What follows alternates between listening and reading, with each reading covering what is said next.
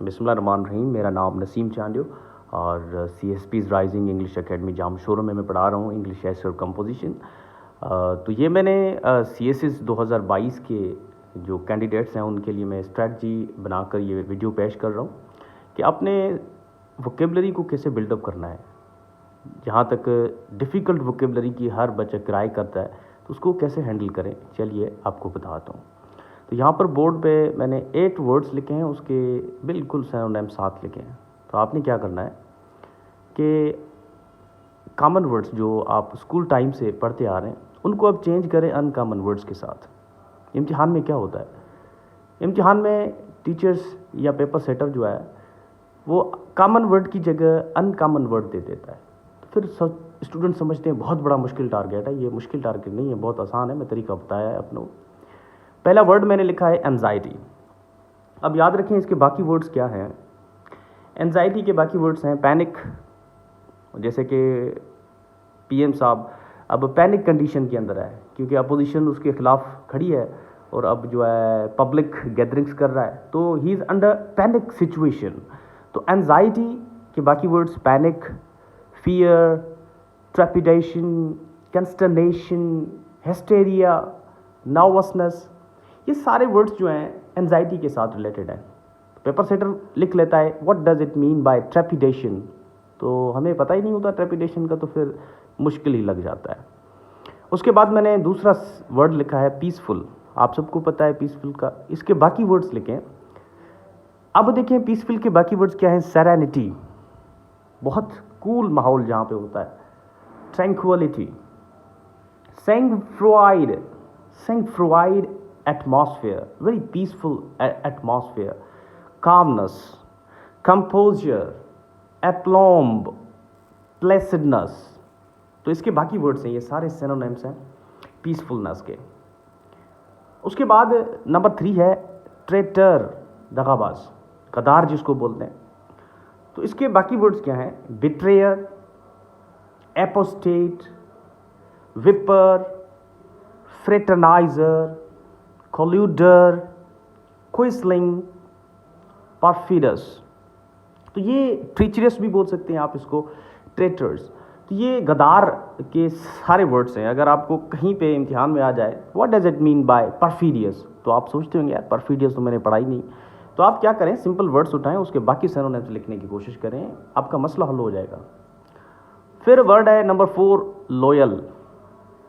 तो इसके बाकी वर्ड्स क्या हैं। Faithful, patriotic, dutiful, devoted, dedicated, unwavering। तो इसके सारे वर्ड्स हैं। तो आप क्या करें, हर एक दिन, बाकी 3 मंथ्स बचे तो आप 5 से 6 वर्ड्स कॉमन उठाएं। कॉमन वर्ड्स आप कैसे उठाएं, एक डान का आर्टिकल उठाएं, उसमें से 3 चीज़ों पे ज़्यादा फोकस करें। एक वर्ब, एडवर्ब पे, और एडजेक्टिव को चेंज करें, और नाउन्स को भी जो नंबर 4 जो है उसको चेंज किया करें। तो काम जो है आपका बिल्कुल आसान हो जाएगा। उसके बाद नीचे चलते हैं कि नंबर हमारे पास है थ्रो आउट। जैसे कि अब अपोजिशन जो है साथ हुई है कि इमरान खान को जो है थ्रो आउट कर लें उसके पावर से। थ्रो आउट मतलब का है आउस्ट, OUST। आउस्ट मतलब निकाल देना अपने पावर से, थ्रो आउट कर देना। इविक्ट, EVICT, रिमूव कर देना, इविक्ट।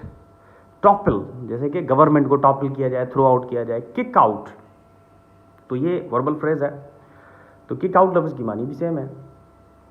उसके बाद नंबर 6 है सुप्रीमेसी। आपको पता है सुप्रीमेसी का मतलब है डोमिनेंसी, किसी के ऊपर हो। तो इसके बाकी words ascendancy, hegemony, sovereignty, lordship. तो ये सारे वर्ड्स इसके हैं। अगर आपको आ जाए what does it mean by ascendancy, तो स्टूडेंट सोचते हैं यार असेंडेंसी तो मैंने नहीं पढ़ा है। आपने ये याद रखना है कि असेंडिंग और डिसेंडिंग ऑर्डर होता है। डिसेंडिंग मतलब नीचे, असेंडिंग मतलब ऊपर, जो सीरीज होती है केमिस्ट्री के अंदर। तो असेंडेंसी मतलब सुप्रीमेसी, ऊपर, मतलब है ताकत रखने वाला, डोमिनेंसी। उसके बाद वर्ड है डिस्प्यूट।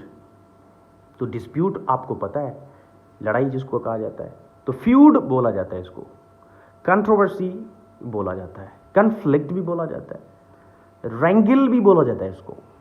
और उसके बाद कंटेंशन भी बोला जाता है। तो इम्तिहान में अगर वर्ड आ जाता है what does it mean by contention, तो स्टूडेंट समझते हैं कंटेंट तो मटेरियल को कहा जाता है, लेकिन यहाँ पर कंटेंशन जो है डिस्प्यूट की मानी दे रहा है।